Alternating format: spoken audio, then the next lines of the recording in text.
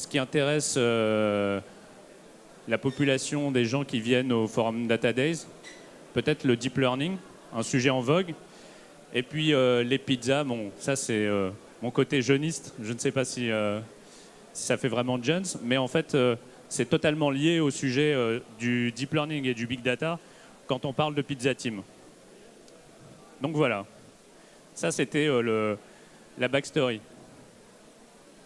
Alors aujourd'hui, en fait, on va parler du deep learning rapidement. Qu'est-ce que c'est? Et puis quels sont les pièges à éviter dans les projets de deep learning. Et ensuite, on va regarder finalement c'est quoi la Dream Team du Big Data et ses métiers, donc pour pouvoir implémenter notamment ces projets de deep learning.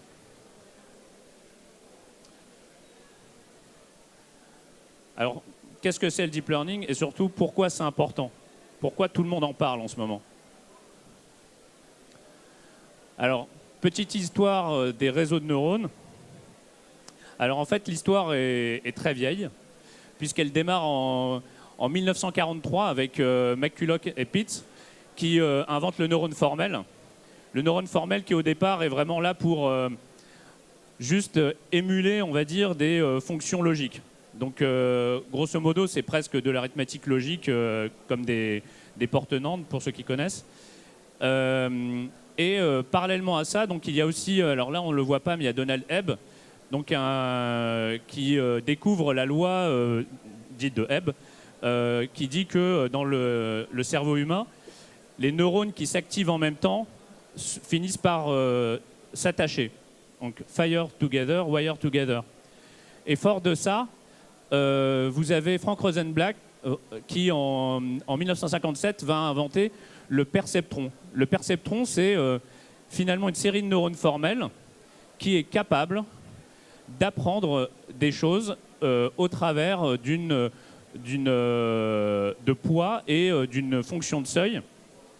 Donc il est capable d'apprendre des fonctions logiques. Mais on va voir que finalement, un petit peu plus tard, en 1969, il y a un pavé dans la mare, puisqu'on a deux chercheurs, Minsky et Papers, qui démontrent qu'en réalité, on pensait pouvoir émuler n'importe quelle fonction avec ces réseaux de neurones. Et en réalité, on ne peut émuler que, finalement, des fonctions, on va dire, faire des classifications, puisque c'était le but, sur des variétés qui soient linéairement séparables. Ça veut dire quoi? Ça veut dire que, en réalité, là, un problème très très simple, qui est le ou exclusif, en logique, on n'est pas capable de l'émuler avec le perceptron.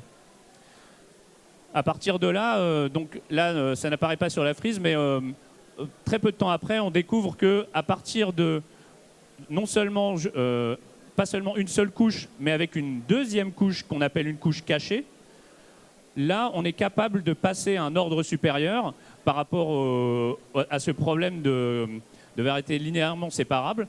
Et là, on est capable, théoriquement, d'émuler n'importe quelle fonction.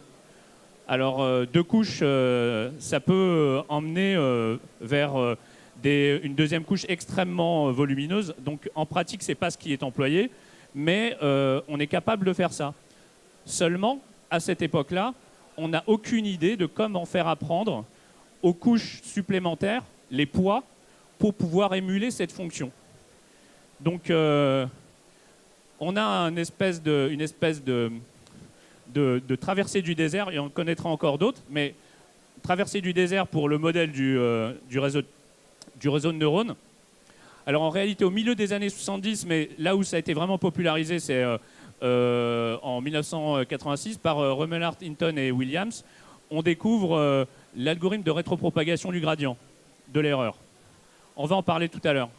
Et ça, en fait, c'est les années 80. Et à ce moment-là, on a déjà tout ce qu'il faut pour avoir des réseaux de neurones qui vont permettre de faire toutes les performances qu'on connaît aujourd'hui. À de petits détails près qui ont leur importance, c'est que déjà il faut d'énormes datasets dont on ne dispose pas en 1980. On a besoin aussi de beaucoup de puissance de calcul. On est encore loin dans la loi de Moore, donc on n'a pas encore cette puissance disponible. Et aussi quelques petites choses qu'on va vous montrer tout à l'heure, qui expliquent pourquoi, à cette époque-là, les réseaux de neurones n'étaient pas aussi performants que ça. Ce qui fait que le machine learning, lui, par contre, a évolué dans cette phase-là. On a vu notamment l'essor et la popularisation des support vector machines dans les années 90. Et en 2006, de nouveau, M. Hinton, qu'on revoit après plus tard, je vous en reparlerai, mais qui arrive avec donc, un réseau de neurones, donc, cette fois-ci profond, donc Deep Neural Network, et avec une technique qu'on va voir tout à l'heure, arrive enfin à avoir un apprentissage sur un réseau de neurones extrêmement profond et qui donc va bouleverser la façon de faire un certain nombre de tâches, notamment de reconnaissance de caractère par exemple, mais aussi bien d'autres choses. Et là, c'est le point de départ d'une véritable révolution, c'est-à-dire que non seulement le machine learning a été une révolution par rapport à on va dire, aux méthodes statistiques classiques de prédiction, classification, etc. Mais en plus, avec le deep learning, vous allez voir, il y a d'autres champs des possibles qui s'ouvrent. Alors, pourquoi c'est important? Pourquoi les réseaux de neurones ont une capacité d'apprentissage supérieure aux autres algorithmes de machine learning? Quand il s'agit de classer et prédire, c'est parce qu'ils sont capables de travailler avec des hiérarchies complexes et de découvrir des règles qui sont bien plus élaborées et qui vont s'empiler et qui du coup vont permettre de faire des choses qu'on n'était pas capable de faire, en tout cas pas avec un seul algorithme, et notamment tout ce qui est reconnaissance d'image, vous le voyez là, ou bien tout ce qui est traitement du signal. Et d'ailleurs, il y a une conférence en 2014, je crois, qui s'appelait « Est-ce que le traitement du signal a encore un avenir à l'époque du deep learning ?» C'est pour vous dire, même si la question est un peu provocante, mais en réalité, c'est une révolution à ce point-là. Et ce type de performance, du coup, ouvre la voie à de nouvelles et de nombreuses applications. On voit maintenant, c'est aussi ce qui va se cacher derrière tout ce qui est donc, transport intelligent, notamment. Mais contrairement aux autres algorithmes de machine learning, une des nouveautés qu'on voit avec ce deep learning, c'est que ces réseaux de neurones ont aussi une capacité générative. C'est-à-dire que, non contents de trier, classer les données, ils sont capables d'en générer eux-mêmes. Et donc, c'est là que si vous arrivez à reconnaître une célébrité sur la gauche, je ne sais pas où vous l'avez rencontrée, mais elle est parfaitement artificielle. Et sinon, vous avez d'autres applications. On en verra d'autres. Je ne veux pas déflorer le sujet tout de suite, mais par exemple, la colorisation d'images intelligentes, notamment. Alors, commençons. C'est quoi les pièges à éviter dans les projets de deep learning? Alors déjà, le premier problème, c'est la disparition du gradient. Alors, disparition ou explosion du gradient dans les réseaux récurrents, mais on va dire déjà, parlons des réseaux non récurrents, donc feed-forward, notamment les réseaux à convolution. C'est quoi le problème? Alors le problème, c'est... bon, là ici, pour ceux qui connaissent, je vous ai remis l'algorithme de rétropropagation. Mais ce qui est intéressant, en fait, c'est de voir juste une toute petite chose, pour ceux qui la remarquent. Donc là, ici, on dit, ça, c'est le résultat pour, ici, pour les couches de sortie, et ça, c'est pour les couches cachées. Pour la couche de sortie, c'est pas très grave. On a finalement le gradient de l'erreur. C'est, comme on est au premier niveau, on va appliquer juste la dérivée de la fonction d'activation au point considéré. Mais le souci, c'est quand on commence à accumuler les couches, puisque on va accumuler en fait l'erreur et on va se retrouver avec ici cette dérivée qui va se reproduire, se reproduire, se reproduire.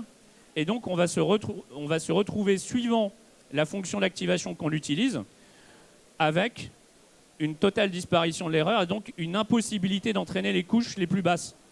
C'est ça qui a vraiment bloqué pendant des années le deep learning. En tout cas, les réseaux de neurones d'une taille intéressante pour les problèmes qu'on avait.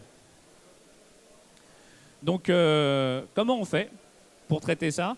En fait, c'est ça la différence par rapport aux années 80. En dehors de l'algorithme de rétropropagation qui n'a pas changé d'une virgule, en réalité, le fait de partir d'une bonne fonction d'activation et une bonne initialisation des voies synaptiques. On partait sur, initialement, dans les années 80, plutôt sur donc une distribution normale, centrée, et donc, du coup, donc parfaitement aléatoire. Et là, en fait, on s'est rendu compte qu'il y a, en fonction de la fonction d'activation, des distributions à utiliser qui vont permettre de favoriser un entraînement et donc et éliminer les problèmes de disparition.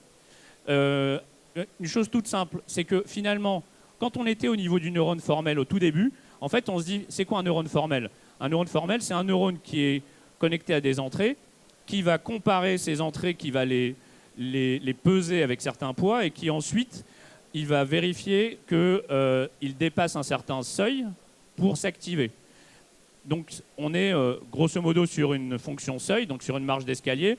Quand on veut pouvoir utiliser des fonctions de type gradient, des techniques de type gradient, on va chercher quelque chose de plus continu et dérivable. Donc, c'est pour ça que initialement, on travaillait sur des sigmoïdes. Mais déjà, ces sigmoïdes-là, elles ont la mauvaise idée de disposer d'un offset donc en 0, d'avoir une moyenne de 0,5. Et donc, on avance tout de suite. On va se retrouver plutôt vers là dans la courbe. Et comme on se retrouve plutôt vers là, la dérivée ici, elle commence à être très plate. Et donc, on commence à avoir des valeurs très petites. Je vous ai dit qu'en plus, les valeurs s'accumulent de couche en couche. Donc, on se retrouve avec des progressions extrêmement lentes du gradient, donc des apprentissages ridiculement lents, voire qui s'arrêtent complètement. Donc, première idée, c'était de dire, non, finalement, alors déjà, c'est d'utiliser, par exemple, la tangente hyperbolique pour avoir limiter cet offset qui était et donc avoir une moyenne à 0. Et puis sinon, en fait, on utilise des rectified linear unit, donc en fait tout simplement de droite. Donc ici, on est sûr qu'on n'arrivera jamais à 0, et donc on va toujours avoir un gradient, et donc on va toujours pouvoir faire de l'entraînement. Le problème, c'est qu'ici, avec le 0, on se met à tuer des neurones. Parce qu'en fait, dès qu'il y en a qui tombent de ce côté-là, ils ne se réveillent plus. Donc, pareil, un autre problème. Et donc, ce qu'on a des fois, c'est donc soit cette version-là, il en existe plusieurs, ou l'ELU, Exponential Linear Unit, qui va un peu lisser tout ça. Ça, c'est... je ne rentre pas dans les détails des fonctions d'initialisation qui sont liées bien sûr à ces patterns de fonctions d'activation, mais juste sur ce petit détail-là, on a déjà obtenu d'énormes résultats. Et je ne parle pas des couches de normalisation qui permettent aussi de centrer entre les couches, les datas, et d'avoir quelque chose qui va être correctement appris. Mais ça a été vraiment la première chose à faire. Aussi, autre chose, l'entraînement peut durer beaucoup de temps. Pourquoi? Parce que si on fait juste une descente de gradient toute bête, en fait, on va se retrouver donc tout simplement à suivre, avoir un pas qui va être proportionnel à la dérivée, puisqu'il s'agit de gradient, à la dérivée au point considéré. Et donc, plus on va se rapprocher, plus on va avoir un pas qui va être petit. Donc, il y a plusieurs techniques ensuite. C'est de dire comment je fais. Comment je fais pour aller le plus vite possible quand je suis loin du 0, et par contre pour ralentir le plus possible quand j'arrive en bas.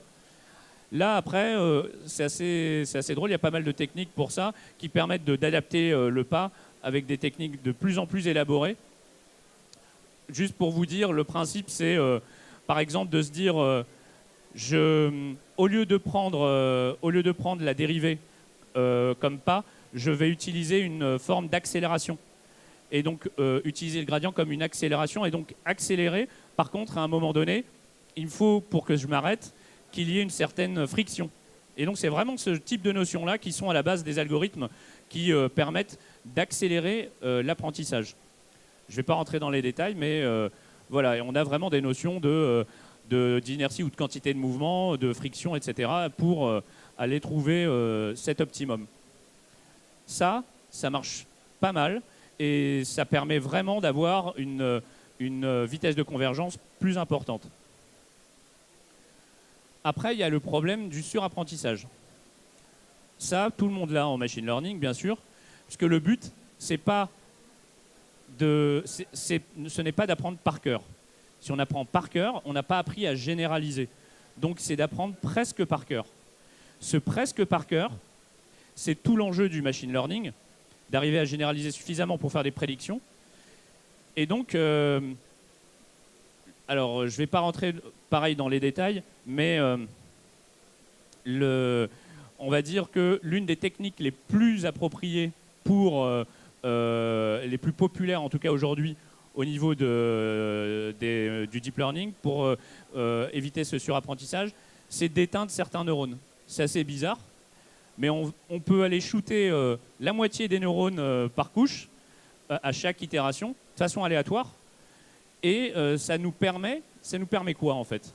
Est-ce qu'il y en a qui savent pourquoi on fait ça?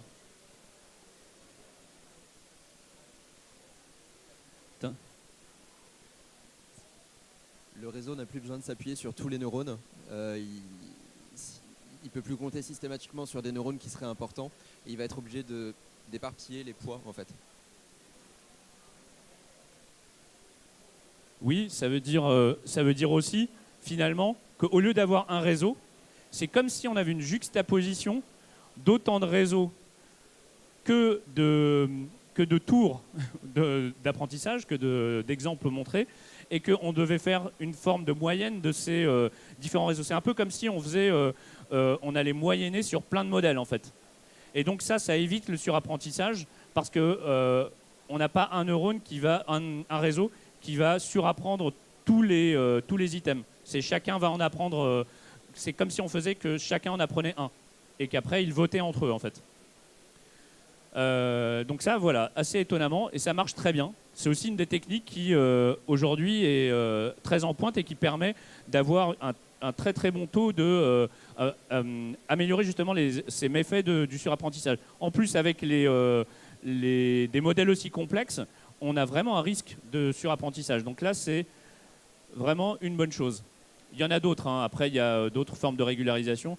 J'en parlerai tout à l'heure. J'en parlerai là en fait. Alors, l'autre problème qu'on peut avoir dans la vraie vie, et c'est souvent le problème des data scientists quand ils arrivent et qu'ils doivent faire du machine learning, c'est qu'ils n'ont pas assez de données d'apprentissage. Alors, qu'est-ce qu'on peut faire? Et alors là, c'est très intéressant avec le deep learning, c'est que on peut faire ce qu'on appelle du transfer learning. C'est quoi le transfer learning? Eh bien, en fait, c'est un peu comme Matrix. Donc, quand vous avez le gars qui se télécharge la connaissance directement dans le cerveau, là, c'est un peu pareil. Vous êtes capable de prendre un réseau qui a déjà appris sur une base d'exemples donnés et de le réutiliser en enlevant les dernières couches pour le réentraîner sur un jeu d'exemples beaucoup plus restreint où vous allez lui apprendre la bonne classification. Ça ne marche qu'à condition que vous ayez des modèles qui soient entraînés sur un corpus de données qui soit proche du vôtre. Si vous avez, je ne sais pas moi, un réseau qui a été entraîné sur des images, je ne sais pas, d'animaux par exemple, et que vous devez reconnaître très très très précisément des variétés d'oiseaux ou de chiens, c'est sûr que ça va être le bon candidat pour vous. Ensuite, ça va vraiment être ce genre de choses. Mais du coup, on a ce qu'on appelle des zoos de modèles, des modèles zoo, donc, qui sont disponibles en ligne et qui vous permettent de télécharger et d'utiliser ces modèles. Sinon, vous avez aussi donc classiquement des datasets qui sont publics, notamment alors les très célèbres donc MNIST et puis Food 101. Donc l'idée en fait c'est ces datasets ils sont bien étiquetés, ils sont déjà équilibrés, on va voir tout à l'heure, c'est un enjeu. Et ça vous permet de démarrer. Encore une fois, c'est si vous n'avez pas assez de données, parce qu'au bout du compte, ça, c'est vous n'avez pas pu faire de transfer learning, donc vous prenez le dataset, vous entraînez votre réseau, et ensuite vous prenez vos dernières couches et vous allez réentraîner sur vos exemples à vous. Ah oui, by the way, là je suis surtout en train de parler d'algorithmes supervisés. On va voir tout à l'heure quelques algorithmes non supervisés et je ne parle pas du tout de reinforcement learning. C'est hors de ce scope. C'est un sujet absolument passionnant avec tous ceux, si vous suivez ce qui se passe avec la société DeepMind, AlphaGo, etc. C'est absolument passionnant. C'est quelque chose de très, très, très riche. Mais bon, là, on n'avait pas le temps. Donc, c'est juste pour vous dire, voilà, là, on va parler vraiment plutôt de superviser. C'est pour ça qu'on parle de ces exemples-là. Et donc, si vous n'avez vraiment, vraiment pas trouvé votre bonheur, vous pouvez toujours aller chercher des données sur Internet, aller crawler, récupérer des données. Et ensuite, ce que vous allez faire, c'est, alors justement, on parlait d'algorithmes non supervisés. Donc, il existe des réseaux, donc, notamment donc, ce qu'a fait Geoffrey Hinton en 2006. Il s'est inspiré donc, de ce qui se passe dans le cortex humain. Donc, on a en fait un apprentissage qui est non supervisé. On utilise ce qu'on appelle les auto-encodeurs, donc Restricted Boltzmann Machine. Alors, petite side note, c'est quelque chose qu'on connaît depuis fin des années 80, début des années 90, hein, mais encore une fois, pareil, c'est les choses dont on n'avait pas la puissance de calcul pour pouvoir l'exploiter comme il fallait. Donc c'est vraiment que récemment qu'on a pu faire ça. De toute façon, cet entraînement-là, donc d'empiler des RBM, c'est quelque chose d'assez long et fastidieux. Parce que là, c'est un peu plus compliqué que du transfer learning. Mais ça permet, après, ça marche.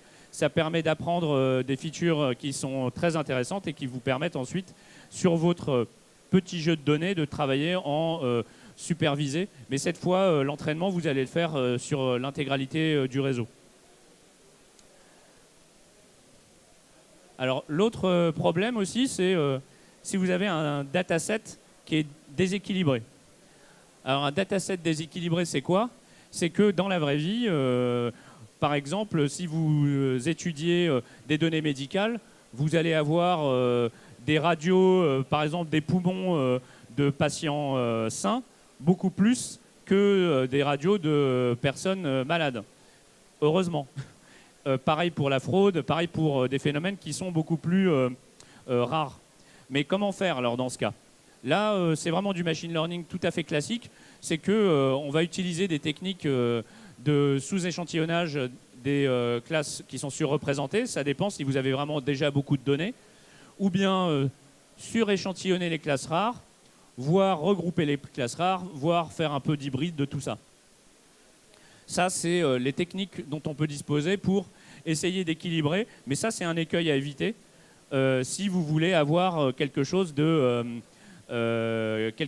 qui va bien fonctionner, qui va surtout un algorithme qui vous donne 97% de chance, 97% de fois sur 100, donc vous donne la bonne réponse, mais en fait n'arrête pas de vous dire que le patient est sain et que vous avez que 3% de cas de malades. Ok, il va se tromper 3% du temps, mais en fait il va se tromper là où c'est important. Donc d'où l'importance de ces techniques qui permettent de rééquilibrer les datasets. Et puis, sinon, il y a aussi les datasets inadaptés. Alors ça, c'est assez marrant. On est à la frontière de ce que je disais tout à l'heure, entre la classification et justement la génération d'images.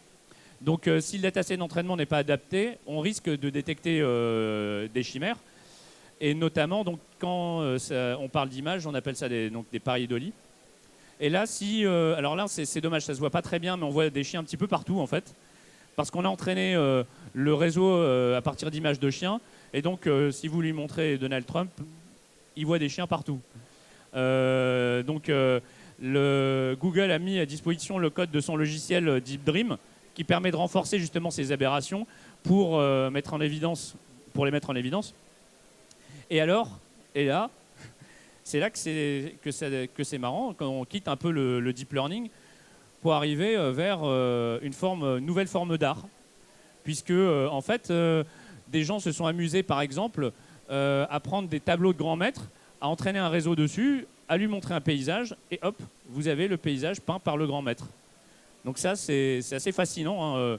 On voit le Quai Amsterdam façon Turner, Van Gogh ou Munch. Ou bien, alors ça, moi, ça m'a bluffé, c'est le crossover entre les panneaux. Je connaissais ça pour les séries, mais alors pour les panneaux, pour les tableaux, pardon, je ne connaissais pas. Donc entre la naissance de Vénus et Kandinsky, donc boum, là vous avez, on dirait du Picasso, du Dali, quelque chose de. Donc ça, voilà, ça c'était pour vous dire un peu quels sont les pièges à éviter quand vous avez votre projet de deep learning.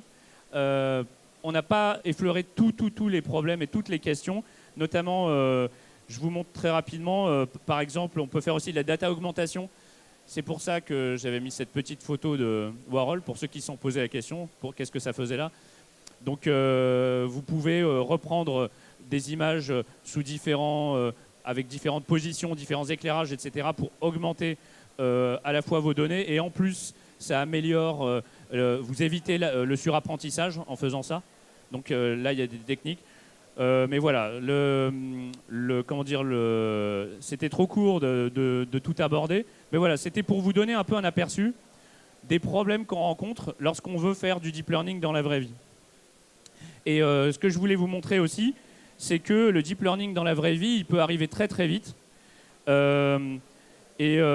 Aujourd'hui, par exemple, vous pouvez avoir dans votre téléphone du deep learning.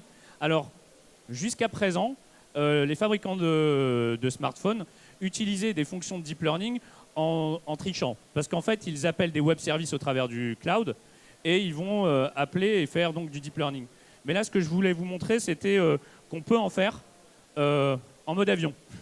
Donc, il est tout à fait possible aujourd'hui faire tourner et faire ce qu'on appelle de l'inférence, hein. Donc la différence avec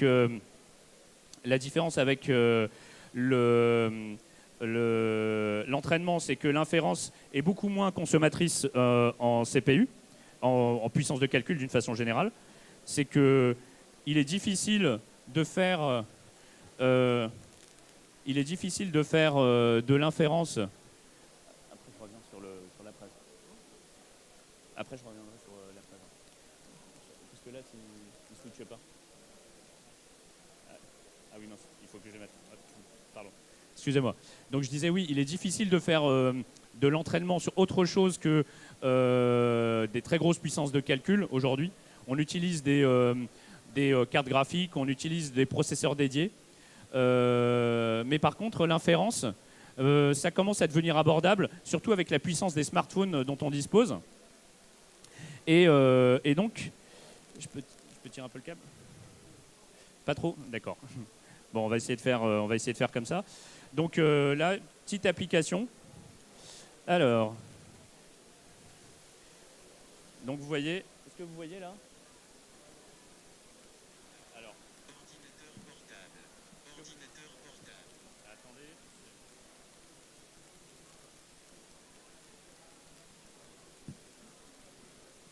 Souris.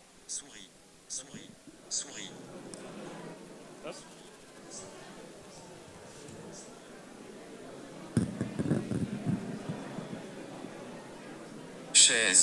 Chaise. Souris. Voilà. Ça, alors, pour vous prouver que tout ça marche, voilà, vous avez en haut à gauche, la petite icône mode avion. Hein. C'est pour vous dire que tout ça tourne là-dessus. Donc pour ceux que ça intéresse, il y a un pod qui existe pour iOS. Pour Android, sur Android O, il me semble que maintenant aussi, sur la dernière version d'Android, vous avez ça aussi disponible. Là, l'appli tournée sur TensorFlow, pour ceux qui connaissent. Donc voilà, donc ça veut dire voilà, la puissance du deep learning tient dans votre poche désormais, donc en tout cas pour l'inférence. Et la bonne nouvelle, c'est que du coup, comme on vous a parlé du transfer learning, si vous utilisez un modèle déjà entraîné par des gens qui ont beaucoup de puissance, il ne vous faudra pas grand-chose d'entraînement en plus sur un PC un petit peu costaud. Vous pouvez entraîner avec des exemples à vous et vous pouvez vous faire vos propres modèles et les faire tourner voilà, dans une application sur votre mobile. Donc, avis aux futurs entrepreneurs, start-upers, vous pouvez y aller. Hein. Ok, donc là maintenant on va enfin parler de pizza, puisque tout ça nous a donné faim. On se dit qu'il y a pas mal de boulot, donc comment est-ce qu'on va faire tout ça? Alors, déjà, pour ceux qui ne connaissent pas, la Pizza Team, le principe, c'est si vous ne pouvez pas nourrir l'équipe avec 2 pizzas, c'est que l'équipe est trop grande. Alors, vu que c'est Jeff Bezos qui l'a dit, on va dire que c'est 8-10 personnes, c'est 2 belles pizzas, hein, c'est taille américaine. Hein. Mais grosso modo, c'est quelque chose qui vraiment se vérifie. Ça, on l'a vraiment vu chez nous. Donc, quand on veut travailler sur les projets deep learning, big data en général, on va se retrouver souvent face à des technologies qui sont assez neuves, assez innovantes, et où il va falloir faire preuve d'agilité, d'esprit, de trouver des moyens de faire les choses rapidement. Et parlant d'agile, vraiment, nous, chez Kerus, on est vraiment très,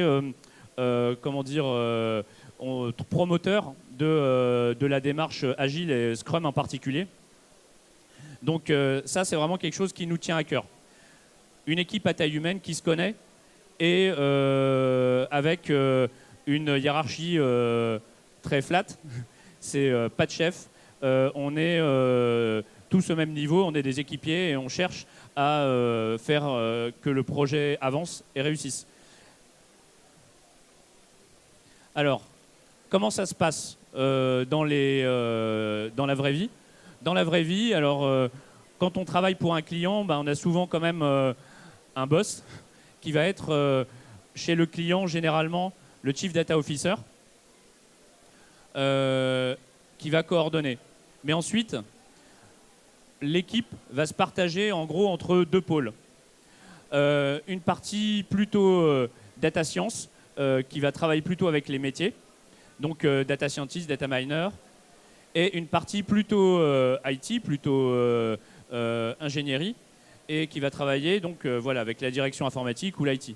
Et le data engineer dans tout ça, c'est un peu celui qui va passer de l'un à l'autre parce qu'il va implémenter les algorithmes qui ont été mis en œuvre par les data scientists dans des environnements de type bac à sable, de type exploratoire, et il va industrialiser ça et il va permettre que ça marche dans la vraie vie pour tout le monde. Et donc là, avec l'aide bien sûr du data architecte qui lui a une bonne connaissance donc qui est plutôt senior et qui a une bonne connaissance une bonne connaissance des systèmes et de leur organisation. Donc ça donne quoi? Ça nous donne un peu cette cartographie-là.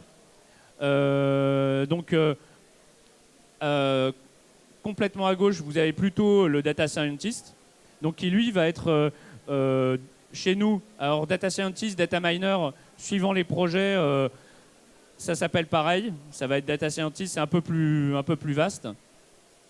Mais on va avoir aussi des profils plus ou moins juniors. Mais voilà, l'idée c'est de travailler vraiment avec des fortes compétences mathématiques, analytiques, et avoir aussi des compétences d'implémentation pour pouvoir rapidement faire sortir de terre un certain nombre de cas d'usage et avoir tout de suite des résultats.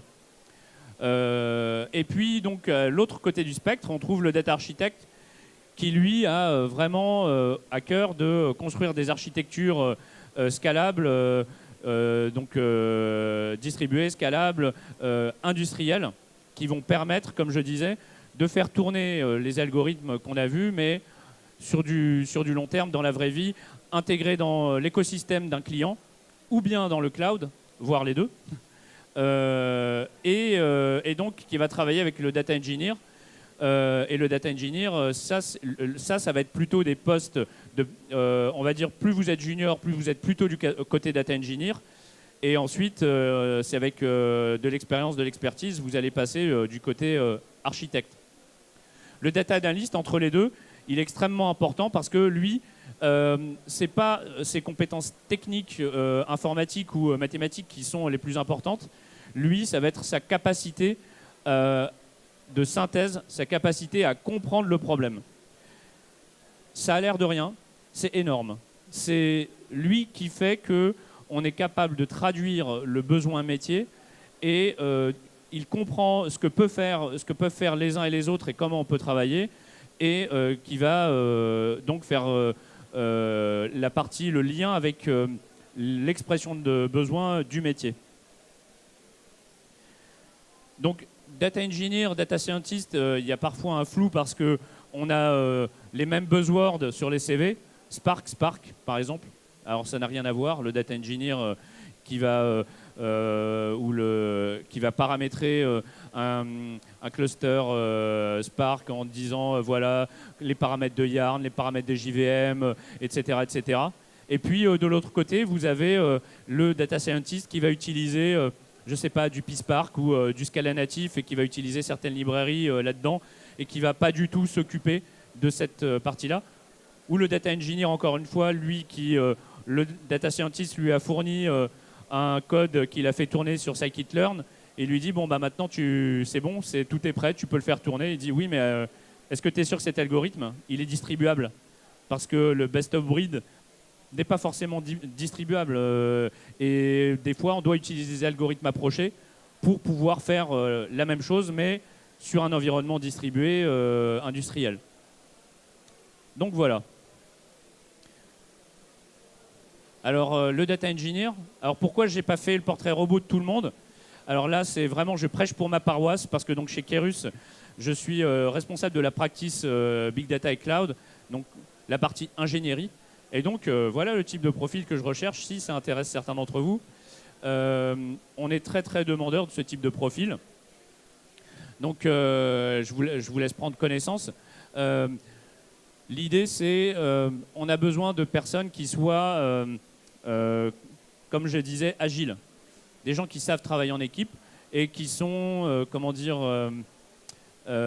qui vont pas être arc-boutés sur certains principes ou certaines techniques, tout en étant très professionnels et très rigoureux dans leur façon de faire. Le Scrum, l'agile, ce n'est pas du tout, c'est le contraire du chaos. C'est quelque chose de très ordonné, mais qui donne de la liberté en fait. Donc voilà, donc le data engineer va être essentiellement là autour de conception, développement, maintenance d'applications big data. L'automatisation et l'industrialisation de proof of concept ou de preuve de valeur ou de preuve du concept. Donc, et pour ça, donc, il faut être particulièrement agile. Et puis d'appui technique aux data scientists pour implémentation d'algorithmes de machine learning. Donc s'intéresser au machine learning. Donc oui, vous l'avez compris quand je me suis présenté. Donc je ne suis absolument pas data scientist. Donc je vous ai parlé aujourd'hui du deep learning. Pour autant, je ne suis pas le spécialiste chez Kerus du deep learning. Vous avez de bien meilleurs experts chez nous, mais c'est simplement pour vous dire que si vous voulez être un bon architecte ou un bon data engineer, vous avez intérêt à vous intéresser à ce que fait l'autre. Et réciproquement. Hein. Donc, data scientist, un bon data scientist doit s'intéresser aux problématiques du data engineer. Donc voilà, rejoignez-nous. Donc là, vous voyez la promotion de cet automne parce que nous organisons un bootcamp plusieurs fois par an. Donc, donc voilà, ceux de cet automne. Donc si vous nous rejoignez, voilà quelques data engineers heureux. Est-ce que vous avez des questions?